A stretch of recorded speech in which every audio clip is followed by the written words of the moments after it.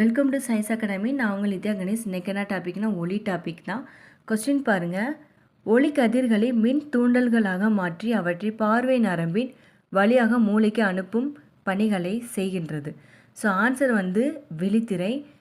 7th standard book page number 20, 2023 கேட்கப்பட்ட questions. நிறம் அதாவது நம் கண்ணின் விழித்திரையை அடையும் போது நம் மூளை அந்நிறத்தை உணர்த்து கொள்கிறது.